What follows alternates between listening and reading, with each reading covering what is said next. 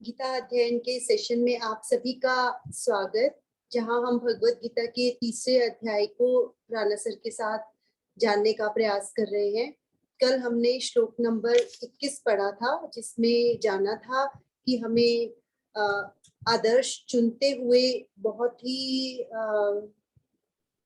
सावधानी बरतनी चाहिए और हर कार्य करते हुए भी ध्यान रखना चाहिए कि कोई ना कहीं ना कहीं हमें देख रहा है, या वो भी हमारे हिसाब से, जैसे माता पिता के लिए सर ने बताया था कि खास तौर से माता पिता जब कोई भी कार्य करें तो ध्यान रखें कि बच्चे उन्हें हमेशा फॉलो करते हैं।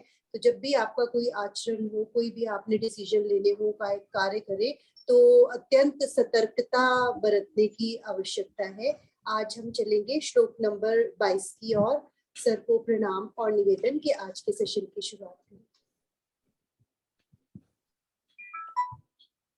ओम वसुदेव सुतं देवं कंस चाणूरमर्दनम देवकी परमानंदम कृष्णं वंदे जगद्गुरुम।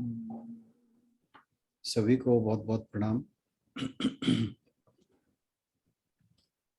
हम चर्चा कर रहे हैं भगवत गीता के तीसरे अध्याय अर्थात कर्मयोग पर। भगवान जी ने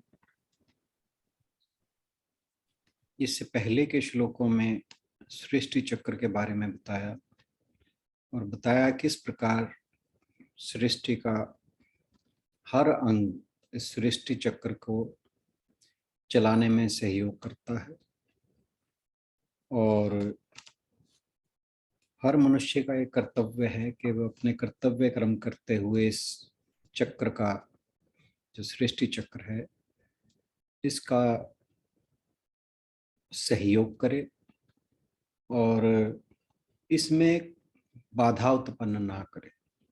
कहा कि जो बाधा उत्पन्न करता है वो पाप का खाता है, तो जो सहयोग करने वाला है उसे देवतुल्य कहा, और जो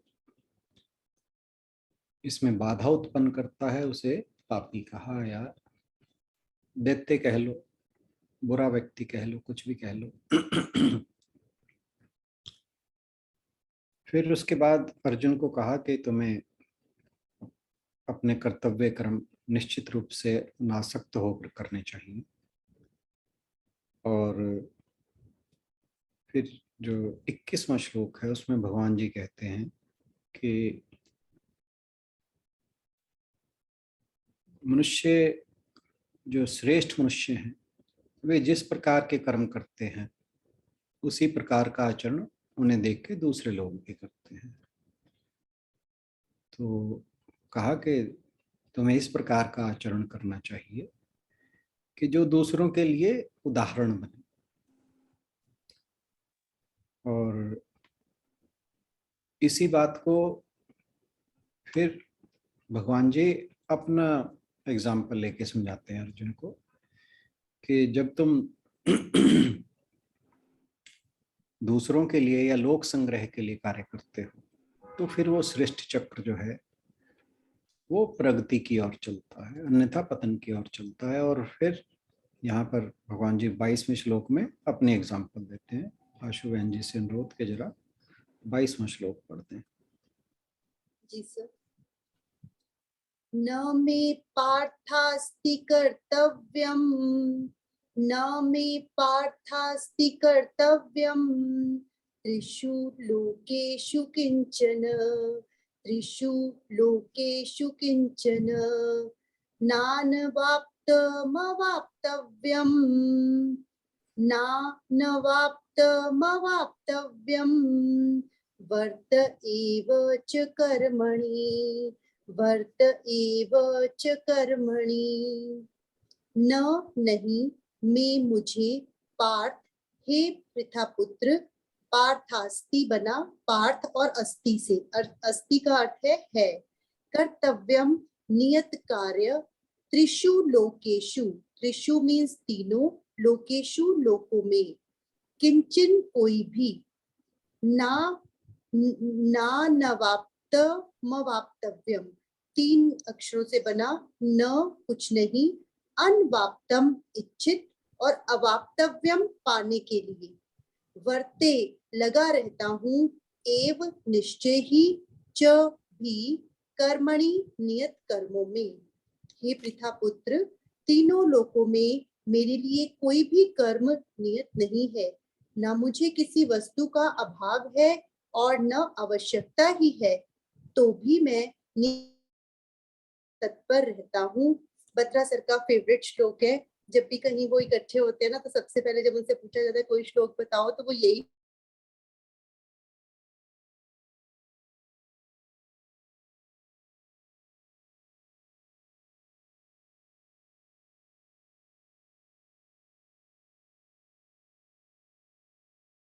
पहले के श्लोक में हमने देखा कि भगवान जी अर्जुन को ऐसे व्यक्तियों को उदाहरण देते हैं जो योगी थे, ज्ञानी भी थे, उसके बावजूद वे अपने कर्तव्य कर्म कर रहे थे।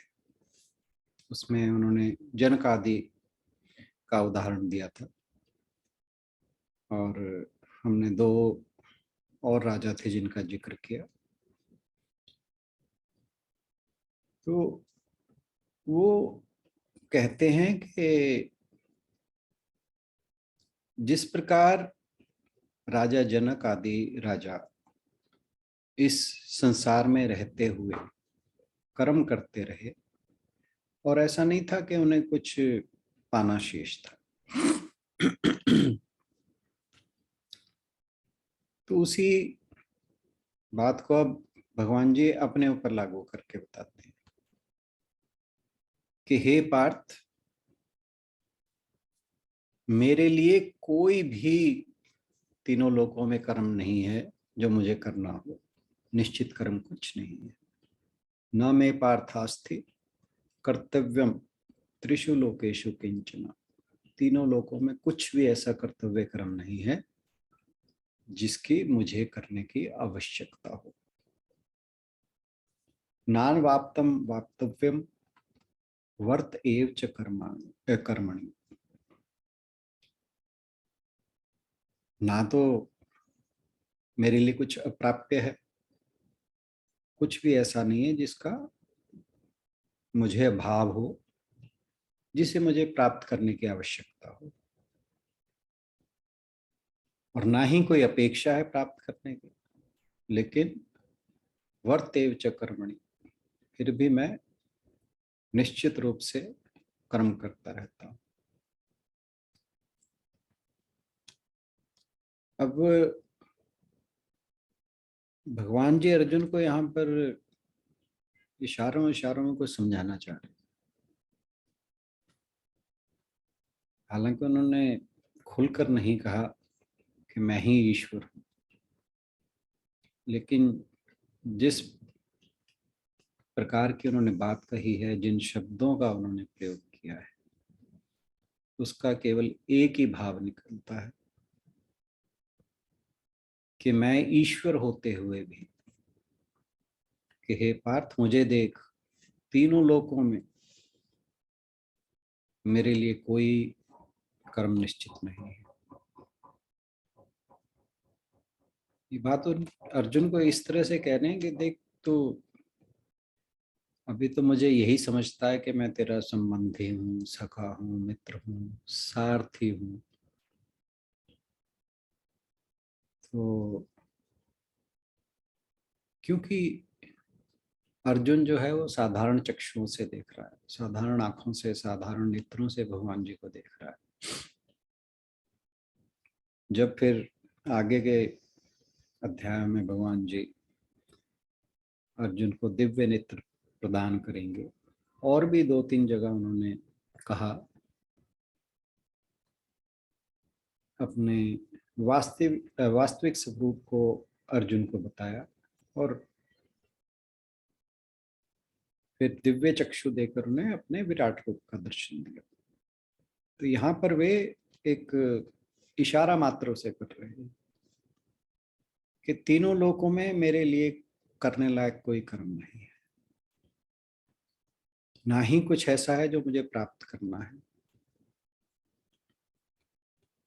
और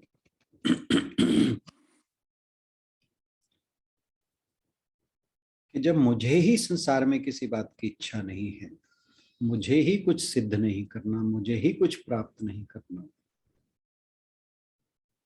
तो इसलिए तीनों लोकों में, चाहे वो स्वर्ग लोक हो, चाहे मृत्यु लोक हो, चाहे पाताल लोक हो, मुझे कोई कर्म, कर्तव्य कर्म मेरे लिए शेष नहीं है। और ये बात भगवान जी ने पहले भी कही थी कि जो लोग आत्मरत हैं, आत्म संतुष्ट हैं और आत्म तृप्त हैं, उनके लिए कोई कर्तव्य कर्म शेष नहीं रहता। तो भगवान जी से ऊपर कौन आत्मरत हो सकता है, कौन आत्म संतुष्ट हो सकता है और कौन आत्म तृप्त हो सकता है? वो तो औरों को संतुष्ट करने वाले हैं, औरों को तृप्त करने वाले हैं। तो उनके लिए कहाँ कोई कर्तव्य कर्म बचता है? जहां चाहें वो जा सकते हैं, अंतर्यामी है।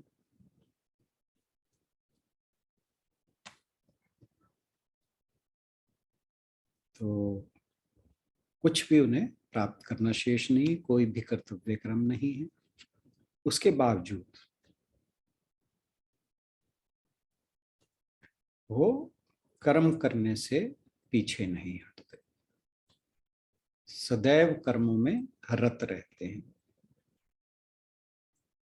क्योंकि उन्हें पाना कुछ क्यों नहीं है, क्योंकि अपने कर्मों की कुशलता से उन्होंने इस अवतार जीवन में ऐश्वर्य, धर्म, यश, श्री, वैराग्य, मुक्ति, क्या था जो उनके पास नहीं था? सब कुछ नित्य सुलभ था उन्हें। तो और ईश्वर के लिए श्वेताश्वत्र जो उपनिषद है, उसमें एक श्लोक आया है जिसका देव का ना ही उसके कर्म का कोई करण है, यानी आधारभूत अंग है, ना ही उससे बढ़कर, ना ही उसके समान कोई दिखाई देता है, क्योंकि उसकी शक्ति अन्य सबसे बहुत अधिक बढ़कर सबसे परे है। मनुष्य केवल विविध नामों तथा विविध रूपों में उनका वर्णन सुनते हैं। उनका बल, उनकी क्रियाएं, उनका ज्ञान स्वभावतः आत्मसमर्थ तथा स्वयं का ही स्वयं कारण है। तो जो ईश्वर है, उसके लिए कुछ भी कर्म करना जो है वो बचता नहीं है।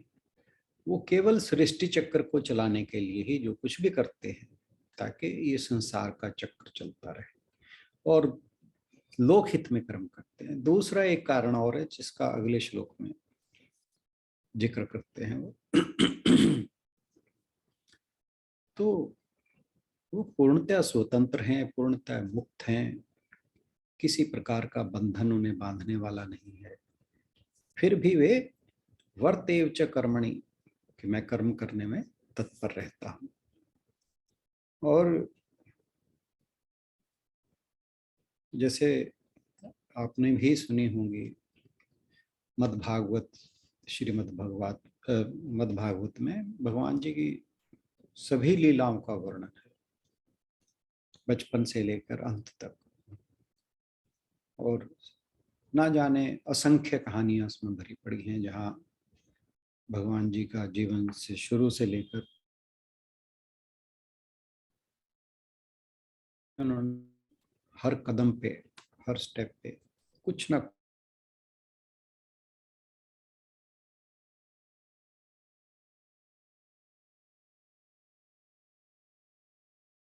खेलते खेलते उन्होंने दानवों का वध कर दिया, दैत्यों का। कितने ही कंस ने दैत्यों ने मारने के लिए भेजे, लेकिन बाल गोपालों के साथ खेलते खेलते उन्होंने उनका वध कर दिया। फिर गौएं चराई, बंसी बजाई और गोवर्धन पर्वत उठाया। तो भगवान जी का जो पूरा जीवन है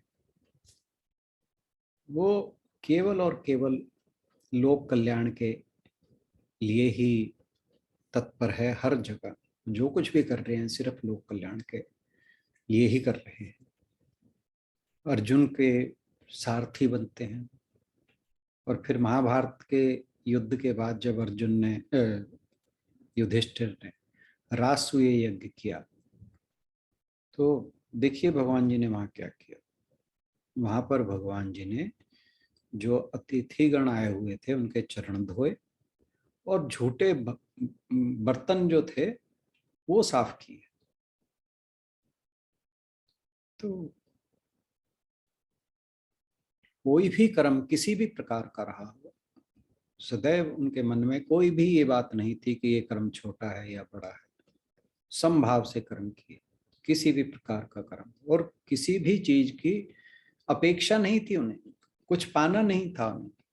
ये नहीं कि कोई जो राजसूय यज्ञ में उन्होंने लोगों के झूठे बर्तन धोए थे तो कोई इससे उसने कोई यश या प्रतिष्ठा प्राप्त करनी थी, उससे पहले ही उनका सारी दुनिया ने यशगान सुना हुआ था। तो उनके लिए कुछ भी प्राप्त करना शेष नहीं था, कुछ उन्हें सिद्ध नहीं करना था, कुछ प्रमाणित नहीं करना था। लेकिन कोई भी उनके लिए कर्म करना ना तो शेष था ना जरूरत थी। इसके बावजूद वो निरंतर कर्मों में रत रहते थे। और यूं कहिए कि जैसे उनका जो जीवन था या दृष्टिकोण कहिए जीवन का, उनका जो जीवन का दृष्टिकोण था वो एक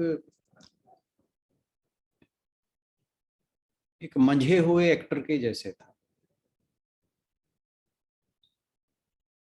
और उनकी जो गोकुल की कहानियां हैं उन्हें लीलाएं भी कहा जाता है। तो उनकी जैसे जो भी लीलाएं थी या जो भी उन्होंने नाटकों का मंचन किया, कहने की बात है, कोई ये नहीं कि वो नाटक करते थे, परंतु वो था ऐसा ही कुछ। किसी भी तरह की भूमिका उन्होंने एक बड़े कुशल अभिनेता की तरह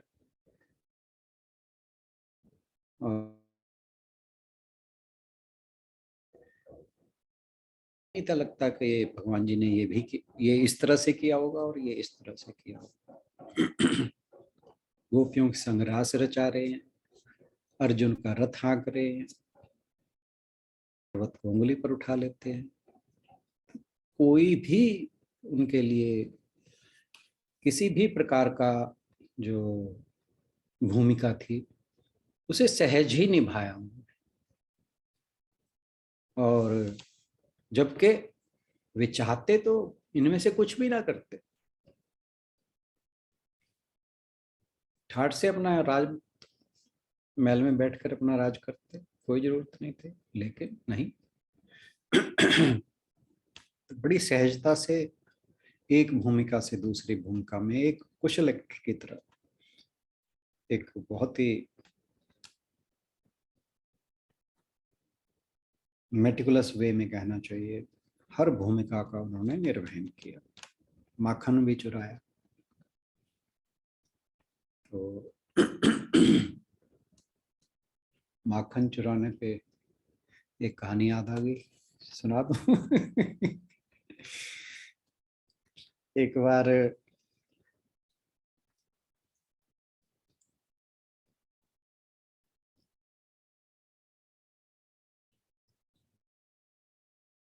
एक बाग में जाते हैं,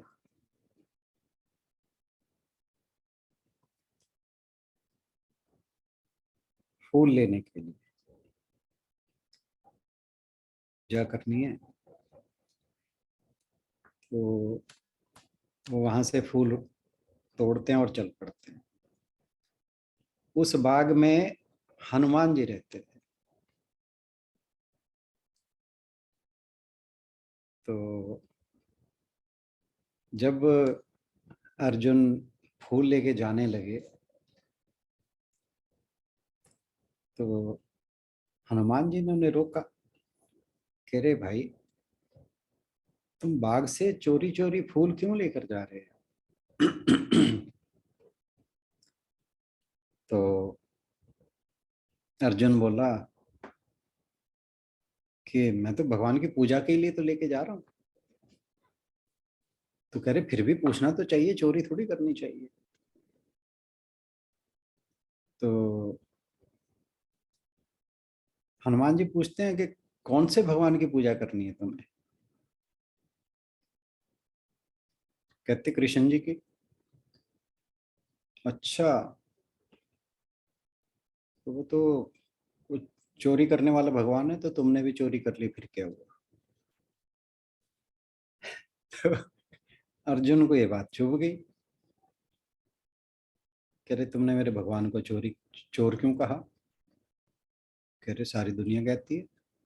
अब हनुमान जी मजे ले रहे थे अर्जुन के। तो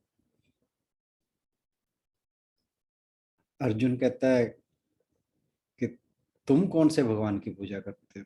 कह रहे मेरे तो भगवान जी राम हैं।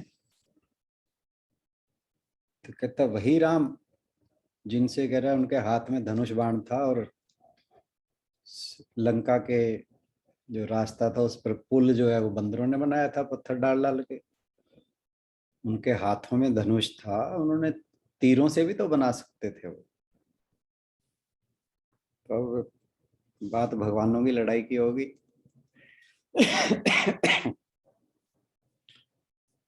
तो हनुमान जी कहते कि तू भी तो बड़ा धनुर्धर बनता है, तू दिखा दे बना के। वो कहता हाँ चलो, मैं तो क्षत्रिय हूँ, हाथ मेरे धनुष बाण है, अभी चलो वहां पर। मैं कह रहा मैं पुल खड़ा कर दूंगा बाणों का लंका तक। कह रहे ठीक है, पर कह रहे एक शर्त है। कहते क्या? कहते देखो, जब भगवान जी ने, रामचंद्र जी ने जो पुल बनाया था उस पे कुछ बानर चल के लंका तक गए थे।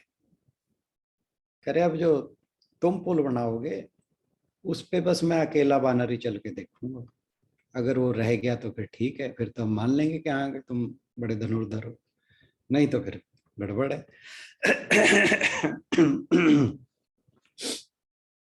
तो जी कहा ठीक है। कह रहे अगर तुम हार गए तो कह रहे, अर्जुन कहता मैं जल समाधि ले लूंगा।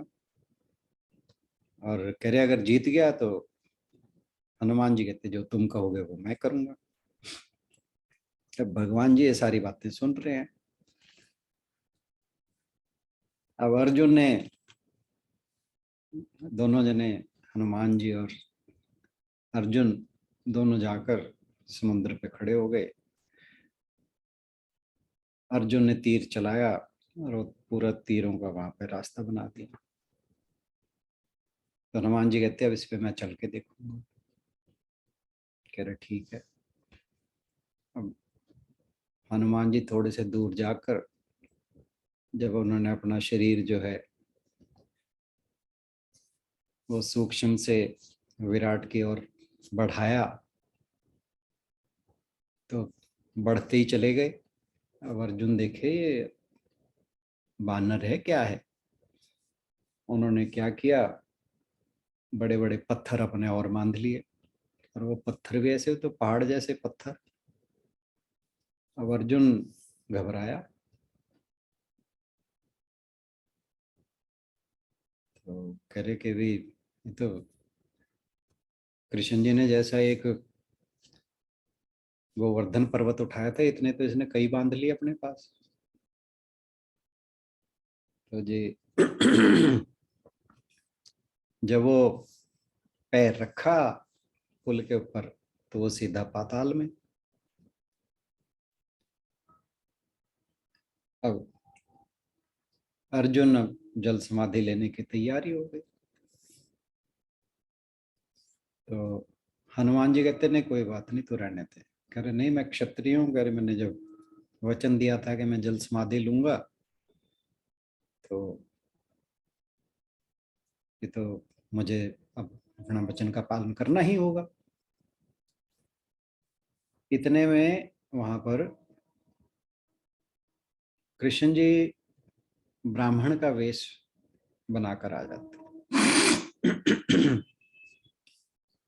कह रहे भाई क्या बात होगी? उन्होंने सारी बात सुना दी। कह रहे ये बात तो तुम्हारी आपस की दोनों की हुई, कोई साक्ष्य था बीच में तुम्हारे? कहते नहीं, तो हम दोनों ही थे। कह रहे जब तक कोई साक्ष्य ना हो तो कह रहे बात सिद्ध कैसे होगी, कौन ठीक बोल रहा है कौन गलत बोल रहा है? तो कह रहे फिर, कह रहे चलो मैं साक्ष्य बनता हूँ, ये खेल दोबारा खेलते हैं। अब अर्जुन ने फिर वहां पर पुल बिछा दिया। हनुमान जी फिर अपना विराट रूप धारण किया,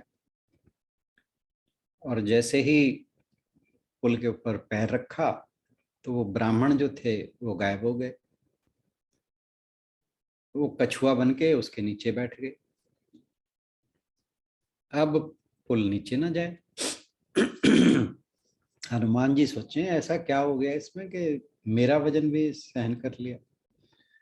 तो फिर उन्होंने जब नीचे देखा, देखा वहां पे भगवान जी कश्यप का रूप धारण किए बैठे हैं। तो वो हाथ जोड़कर खड़े हो गए। कहते ये तो आपने इसके वचन की लाज रखी है। कह रहे नहीं, ये तो तुमने कहा था कि अगर ये डूबेगा तो न, अगर नहीं डूबेगा तो तुम जो चाहोगे वो करेंगे। तो अर्जुन से हनुमान जी कहते हैं मांगो क्या मांगते हो? तो भगवान जी कहते हैं अभी मत मांग लेना। कह रहे समय आएगा तब मांगेंगे। तो अर्जुन कहता क्या बात हुई?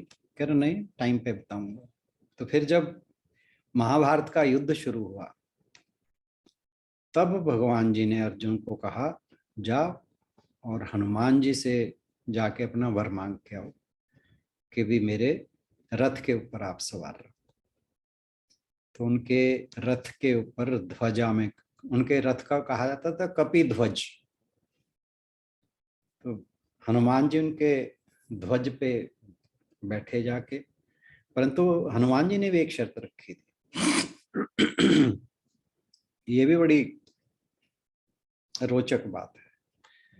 कहते भाई मैं तो केवल वहीं टिकता हूं जहां पर राम नाम का भजन चल रहा हो, कि उसके बगैर तो मैं रह नहीं सकता। तो अर्जुन कह रहा हम तेरे को युद्ध के लिए ले जा रहे हैं, वहां पे महाभारत का युद्ध चलेगा, वहां राम नाम की कथा कहाँ से चलाएंगे? तो भगवान जी कहते हैं नहीं तो चिंता ना कर। कह रहे तुम चलो तो सही। तो कहते हैं कि जो भगवान जी ने गीता का ज्ञान दिया था, ये तो जो हनुमान जी थे उनके लिए ही दिया था ये। उनको ये राम कथा सुनानी, मतलब उन्हें, उनको तो हमेशा भगवान का भजन ही पसंद है। तो उसी लिए ये गीता का ज्ञान युद्ध क्षेत्र के अंदर दिया गया। तो हम बात कर रहे थे, वो मेरे को एकदम मक्खन चुराने वाली बात आ गई, तो मेरे को ये सारी कहानी याद आ गई। तो मनुष्य की जो योनि है वो ऐसी है कि अपना पाप और पुण्य से ऊपर उठकर अपना कल्याण करने के लिए। और ये कब संभव है? अपना कल्याण तभी हो सकता है कि जब मनुष्य अपने लिए कुछ ना करके दूसरों के हित के लिए काम करे। क्योंकि मनुष्य को कहने को क्या है उसके पास? उसका शरीर है, इंद्रियां हैं, मन है, और इनमें से कुछ भी उसका अपना नहीं है। इस तीन पार्ट हो गए। स्थूल शरीर ये उसका नहीं है, पंच महाभूतों का है। सूक्ष्म शरीर ये उसका नहीं है, कारण शरीर ये उसका नहीं है।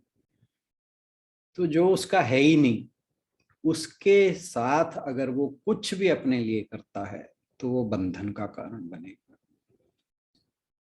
और अगर इनसे वो दूसरों के हित में काम करता है, अपने लिए कुछ ना करके सब कुछ संसार की सेवा में लगा देता है, तो वो मुक्त हो जाता है, बंधनों से परे चला जाता है। और जब अपने सुख भोग में लगाता है तो फिर इस संसार में जन्म मृत्यु के चक्कर में हमेशा घूमता रहता है। कुछ भी अपने पाने के लिए कुछ करता है, अपने स्वार्थ के लिए कुछ करता है, तब तक उसका जो कर्मों का चक्र है, उन कर्मों के कारण ही जो उसे पाने की इच्छा रहती है, भोगने की इच्छा रहती है, वही उसके लिए जन्म मृत्यु के बंधन का कारण बनते हैं। क्योंकि जो कर्म और उसका फल है वो शाश्वत नहीं है, वो उसका नाश एक ना एक दिन होना तय है, यानी नश्वर है। और जो स्वरूप है, उसका स्व है, वो नित्य है। तो कर्म, फल के साथ किया गया कर्म जो है वो स्व के स्वभाव के साथ मेल नहीं खाता, क्योंकि एक जो है वो नित्य है, एक अनित्य है, एक अविनाशी है, एक नश्वर है। तो दोनों साथ चल ही नहीं सकते। इसीलिए जो कर्म और फल, ये दोनों जो हैं, जब फल से अनासक्त होकर कर्म जो है वो संसार के दूसरों के हित के लिए किया जाएगा, तब फिर जो बंधन है वो अपने आप खत्म हो जाएंगे और जन्म मृत्यु का चक्र भी खत्म हो जाएगा। तो भगवान जी अर्जुन को कह रहे हैं कि तू मेरे समान, जैसे मैं कुछ भी कर्तव्य कर्म ना होने के बावजूद भी निरंतर कार्य करता रहता हूँ, कि तुम्हें भी इसी प्रकार कर्म करना चाहिए। इस युद्ध से पलायन करना तुम्हारे हित में नहीं है। क्योंकि अगर हम लोग कर्म करना छोड़ देंगे तो जो संसार का चक्र है वो भ्रष्ट हो जाएगा, वो प्रभावित होगा। और फिर आगे वो अगले श्लोक हैं वो भी इसी से रिलेटेड हैं कि निरंतर कर्म करते हुए क्या कारण है कि हमें निरंतर कर्म करते रहना चाहिए। उसके ऊपर हम चर्चा कल करते हैं। आज के लिए इतना ही। बहुत बहुत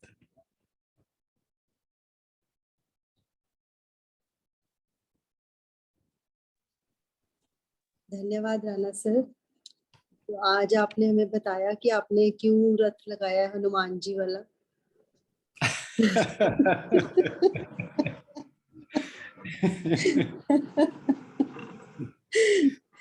सर सही इस बात बात। और भी पूछनी है कि जो जनक जी थे वो फिर कैसे, मीन्स वो जब राजा थे तो वो सब भोग भी भोगते थे, तो मीन्स उन्हें फिर उस चीज का कुछ वो इफेक्ट नहीं होगा ना उनके ऊपर। भोग आप कृष्ण जी से कंपेयर करिए, कृष्ण जी भोग नहीं भोग रहे हैं। मतलब दोनों में समानताएं बहुत हैं।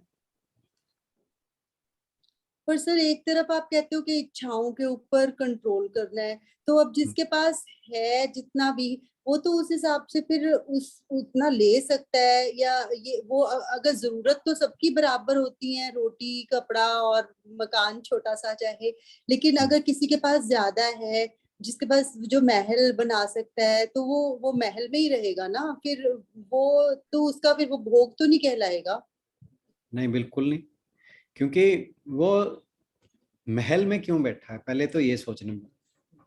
भगवान जी द्वारिकाधीश हैं, द्वारका के महल में क्यों बैठे हैं? क्योंकि वो एक राजा है।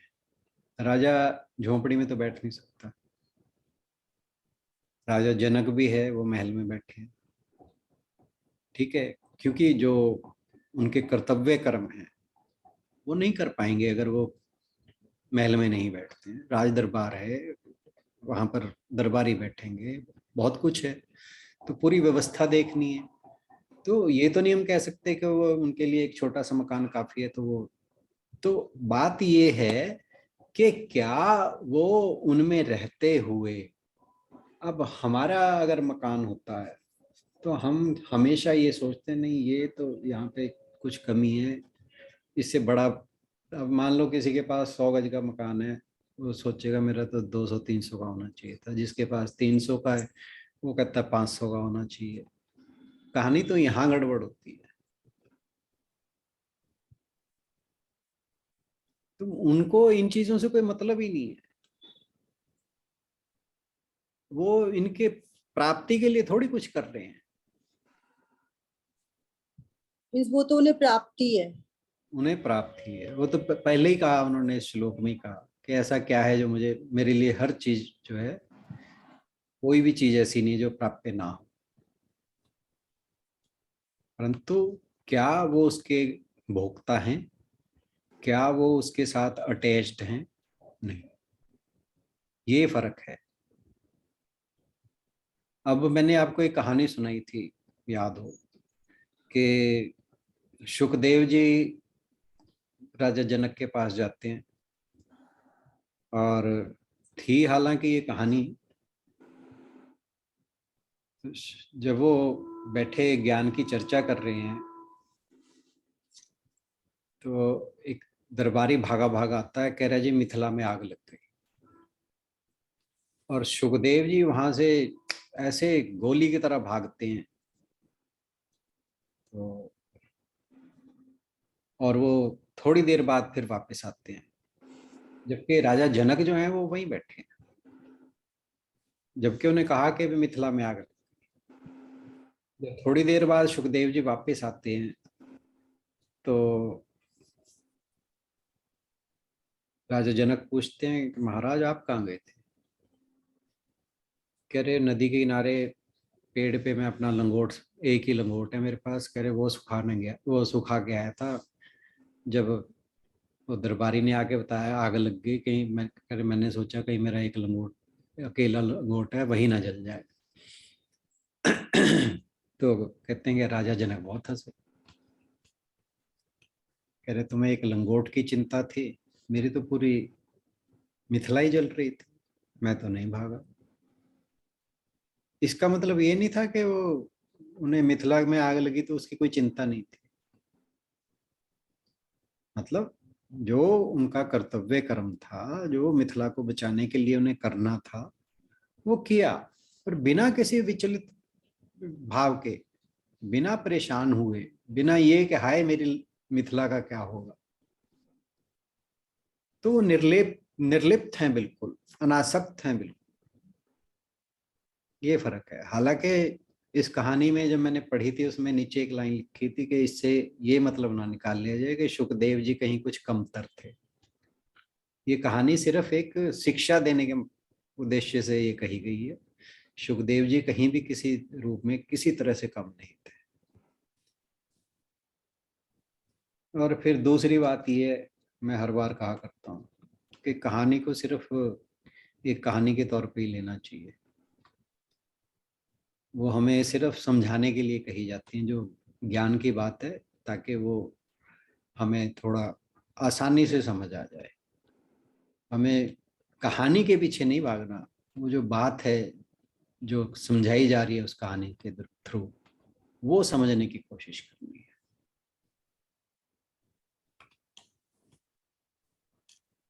बहुत खूब। बहुत ही अच्छे श्लोक चल रहे हैं, हर सारे ही अच्छे होते हैं, लेकिन ये कर्म योग तो वाकई ही जानने वाली चीज है, जो बहुत ही काम आने वाली हमारे सबके लिए। कई ये बार हमसे, पहले भी इसे हमें डायरेक्ट इम्पेक्ट करती हैं ये चीजें। हाँ जी, रहना कैसे है वो सिखाती है ना, कर्म कैसे करना है।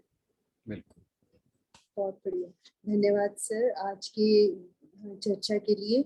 इसी के साथ समापन की ओर बढ़ेंगे। ओम पूर्णमदः पूर्णमिदं पूर्णात् पूर्णमुदच्यते पूर्णस्य पूर्णमादाय पूर्णमेवावशिष्यते। ओम शांति शांति शांति। हरि ओम। सभी को बहुत बहुत प्रणाम, बहुत बहुत धन्यवाद। सभी की ओर से राणा सर का बहुत बहुत धन्यवाद और आप सभी का भी हर रोज समय पर आने के लिए बहुत बहुत धन्यवाद।